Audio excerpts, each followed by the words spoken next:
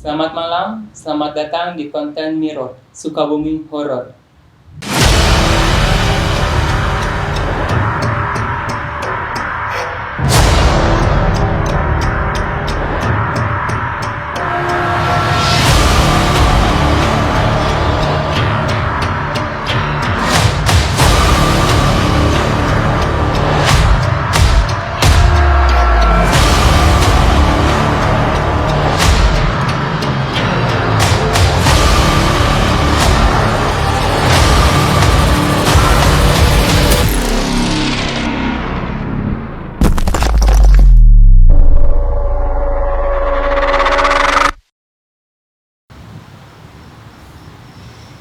Ya, pada konten kali ini di video pertama kami di konten Mirror, kami telah melakukan interaksi bersama followers kami dan banyak sekali respon-respon dari mereka yang bercerita mengenai pengalaman-pengalaman misteri mereka di Sukabumi. Langsung saja kita bacain ceritanya. Ini ada cerita dari Karahmi Della _ dia cerita di salah satu kampus di Sukabumi. Waktu itu teman saya minta antar ke bagian pendaftaran yang di bawah aula. Terus teman saya bilang pengen ke air, kebetulan ada WC deket aula, kayaknya khusus dosen deh.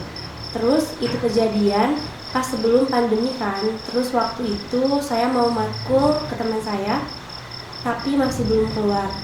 Sekitar 15 menitan saya berdiri nungguin teman saya keluar. Saya kira dia pup karena lama mungkin Kak.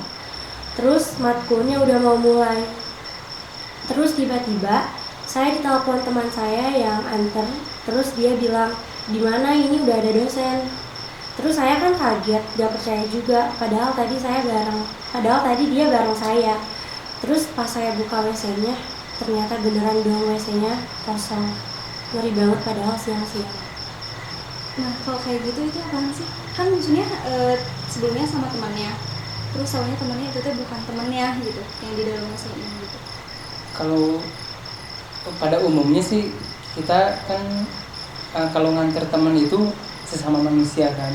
Tapi ada juga kejadian-kejadian kayak gitu tuh kalau kita nganter teman itu tuh suka ada yang menyerupai, entah itu sebangsa apa, tapi ada yang mempercayainya juga bahwa itu jin atau setan yang Menyerupai. Yang sering kita sebut hantu. Nah itu tuh menyerupai perwujudannya seperti manusia. Nah seperti kasus yang tadi yang diceritain kan kayak dia minta antar ke kamar kecil ya.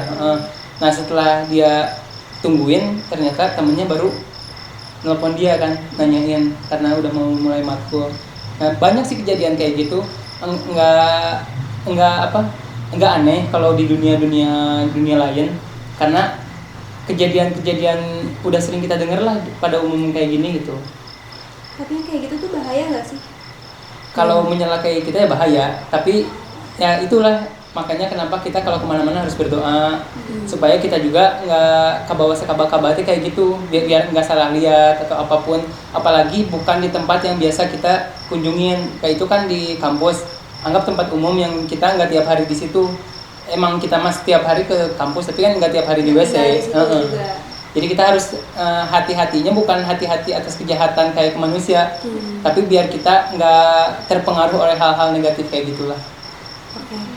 Ada lagi nih Kak, dari Kak Safa.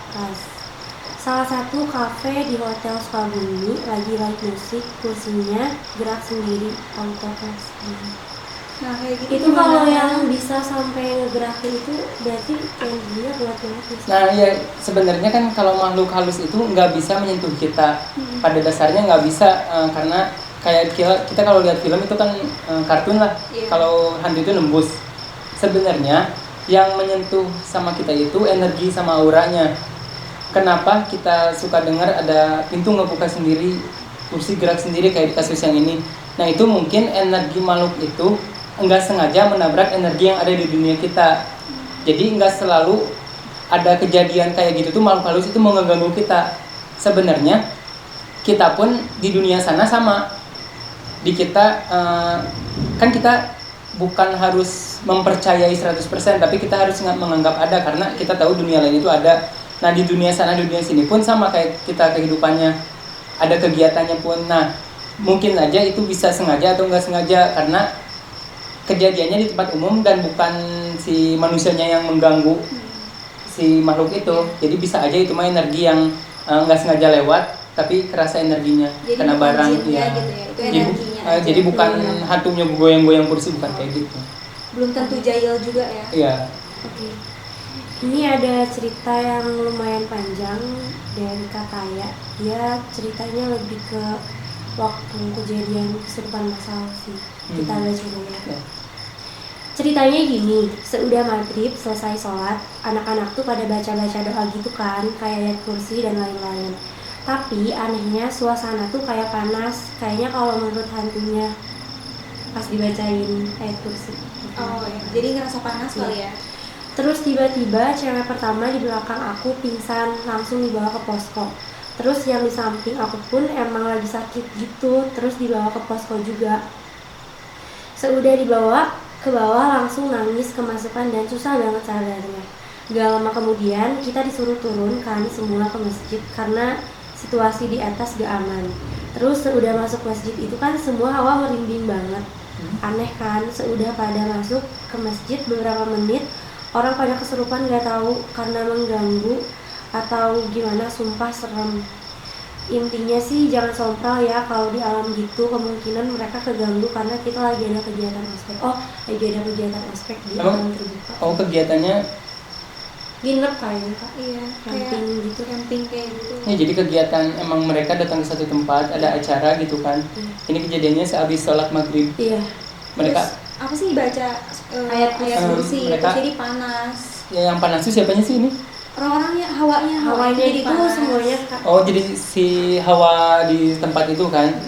Nah biasanya kalau kayak gitu, kalau kita mau ngadain acara di tempat-tempat alam terbuka kayak gitu, apalagi bukan tempat yang biasa kita jalanin, itu biasanya kita harus minta izin dulu. Percaya nggak percaya, kita tuh harus menganggap mereka ada. Iya. Karena ya di Al-Quran juga terbukti kan bahwa itu pun diciptain oleh Tuhan kita sama. Nah makanya kita pun ke tempat itu yang pertama nggak boleh sompral, karena ya namanya kita kayak tamu ya sesopan-sopannya. Dan kita juga harus meminta izin tuh bukan ngasih sesajen dan lain-lain, tapi meminta izin kita bakal ada kegiatan di sini, dan kita pun tidak harus kayak gimana-gimana, yang penting kita cukup ngomong dalam hati pun, misalkan kita minta izin untuk adain kegiatan di sini. Tapi biasanya kalau kita mau ke tempat kayak gitu, itu tuh kan biasa ada penunggu atau kuncen.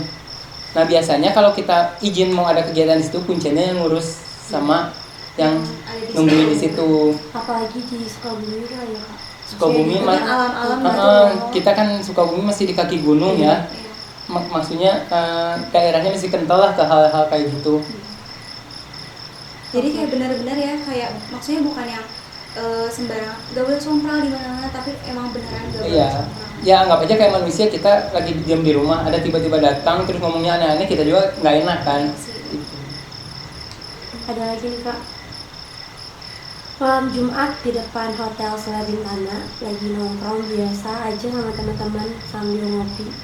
Terus ngaca ke HP, pas lihat di belakang ada pocong dong, meskipun ngebelakangin tapi posisinya deket banget. Ngapung gitu apa gimana sih? Jadi itu lagi nongkrong biasa. Lagi selfie dia ya, Ini kejadiannya di depan Hotel Sela Bintana. di atas kayak gitu kan sana. Iya. Dia pas ngaca, Ada di belakang. Nah biasanya kalau nggak sengaja ketangkap kamera gitu, kalau biasanya si hantunya yang sial menurut orang-orang zaman dulu. Kenapa tuh? Karena bukan arwah ya, hantu-hantu pun kalau dia sengaja nunjukin wujudnya ke kita, itu butuh energi yang sangat-sangat gede. Jadi nggak sembarangan, aku mau ngeliatin wujud asliku, liatin, nggak kayak gitu. Jadi semua pun karena makhluk itu mainannya energi. Di saat kita makin takut, dia makin kuat. Padahal bukan makin kuat energinya nambah, kitanya yang makin lemah gitu. Makanya manusia emang udah paling kuat, tapi tetap ada lemahnya kan. Kayak gitu bisa aja nggak sengaja pas dia selfie emang ada. Dan wujud-wujud kayak pocong, kuntilanak, genderuwo dan lain itu sebenarnya diciptain oleh pikiran kita. Sugesti. Iya. Jadi bukan emang ada karakter-karakter di hantu. Enggak misalkan ini mah karakternya pocong, ini kunti, tapi ada yang emang khusus penunggu-penunggu kayak gitu. Dan itu juga ketangkap kamera mungkin emang lagi ada di situ atau emang penghuni di situ. Dan mungkin juga si orang yang ngelihatnya emang lagi energinya lagi rendah dan emang mungkin lagi takut ataupun emang bisa lihat. Jadi kita jangan selalu menyalahkan kepada hantu, apa-apa salah hantu gitu. Kan kita kalau ada apa-apa, pasti hantu. Nah, jangan selalu gitu. Kita harus makin pikiran kita makin positif, makin tenang kitanya. Tapi makin kita mikirin hal-hal aneh, muncul tuh di pikiran kita. Jadi energi-energi negatif itu yang menimbulkan pikiran kita adanya sosok-sosok makhluk-makhluk yang serem. Iya. Ada juga. Berarti sebenarnya nggak ada ya kayak yang pocong.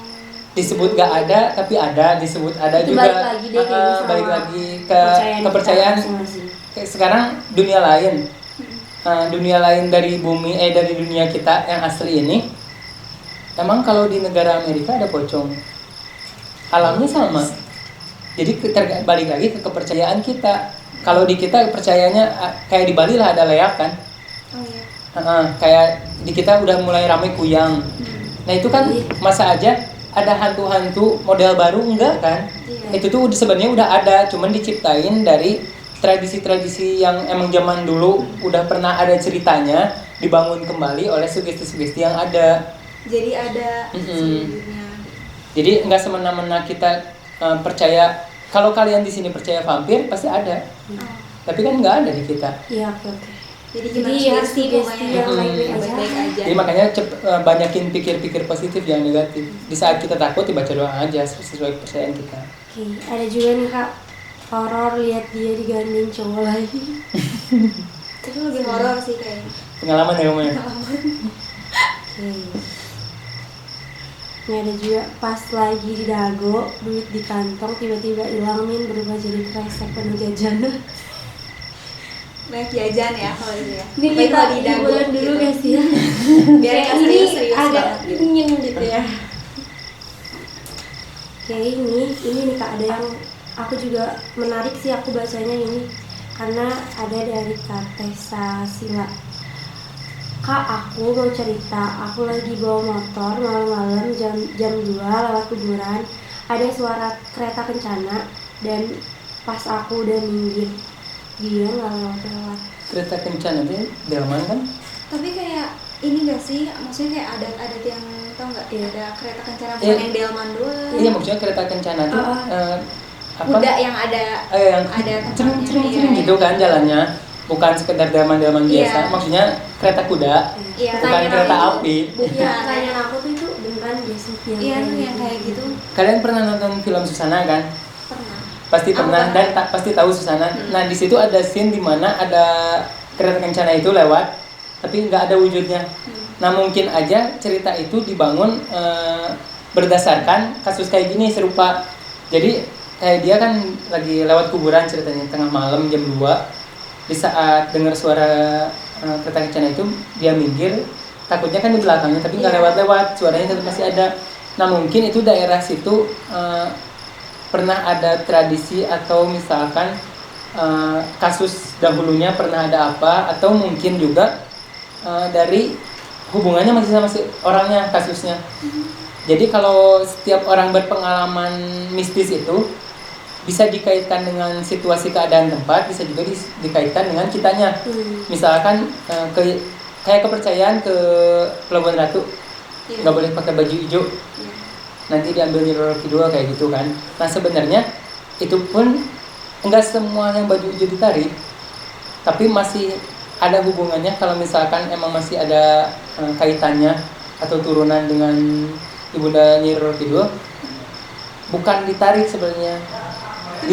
Dibawa ke alam sana gitu. Nah makanya itu jadinya meninggal atau gimana? Kalau kasus itu aku juga nggak tahu persis kayak gimana karena belum pernah dan nggak mau juga. Nah kasus yang ini tuh bisa mungkin emang dari diri dia dan keluarga leluhur atau lainnya, atau juga di tempat itu. Karena kalau kereta Kayaknya di kencana itu tempat itu sih Kak, mungkin karena pada dasarnya dia ngira kalau misalnya itu ya karena kereta kencana aja gitu lewat, makanya dia tuh minggir.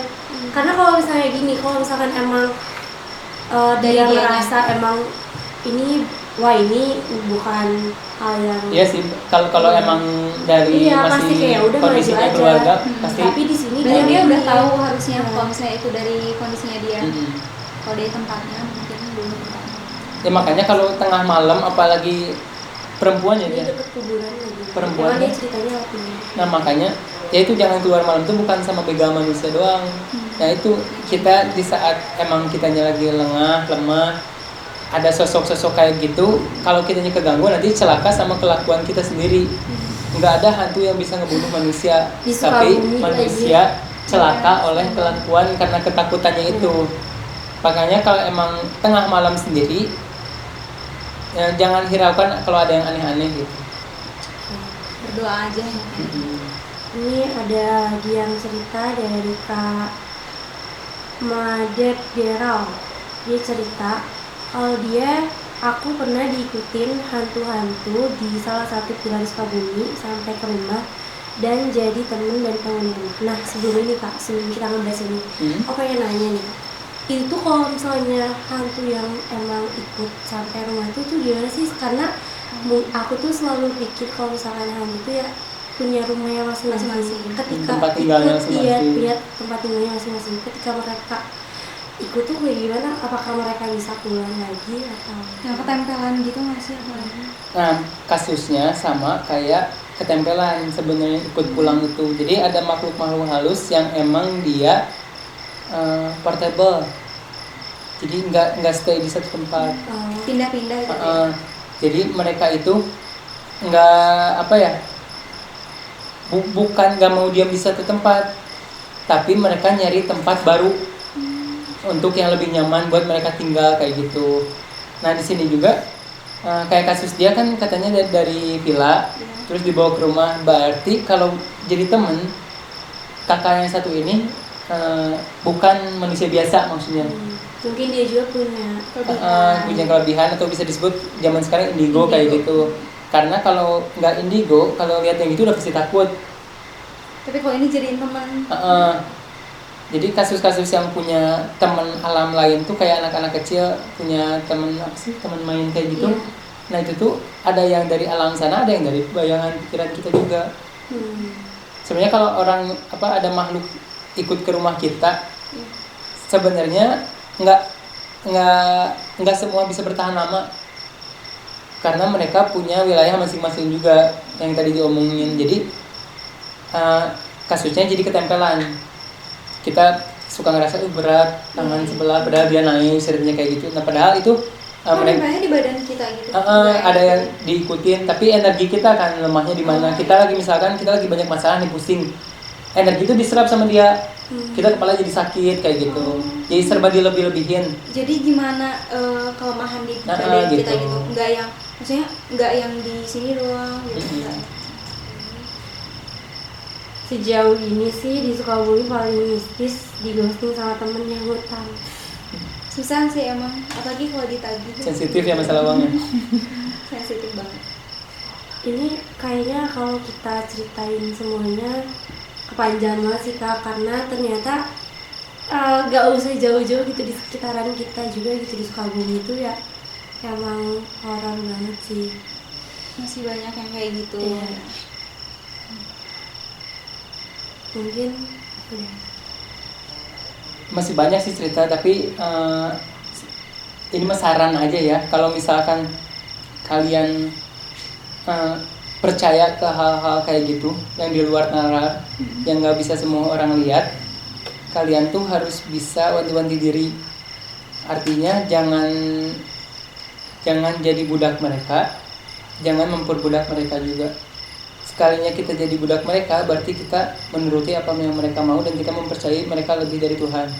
Kita memperbudak mereka, berarti kita pun mempercayai adanya mereka lebih dari sekadar ada. Jadi gitu. bisa ngapa-ngapain. Jadi Masing-masing aja. ya hidupnya masing-masing aja. Jadi semuanya balik lagi ke diri kita masing-masing sih. Semua pasti takut sama makhluk gitu, tapi nggak usah dijadiin patokan mereka itu serem. Iya. Kayak gitu. Bener banget sih Kak. Aku setuju sih sama yang Kakak katakan barusan. Mungkin di konten kali ini kita sampai di sini dulu aja kali ya. Karena banyak banget ya. Pasti banyak banget ceritanya. karena di sini temanya juga kan mirror ya, misteri Sukabumi. Jadi mungkin kita bakalan sering lagi, insya Allah kedepannya bakal sharing-sharing tentang kejadian mistis, atau mungkin kita bisa langsung berkunjung ya. Nanti kalian bisa komen di bawah tempat-tempat yang emang harus kita datengin untuk dibongkar ada apa sih sebenarnya di situ, kayak gitu. Karena Sukabumi banyak banget kan. Oke. Kota kecil penuh cerita kan Sukabumi. Iya benar. Bukan cerita doang berarti. Oke, ya udah, terima kasih banyak yang sudah nonton.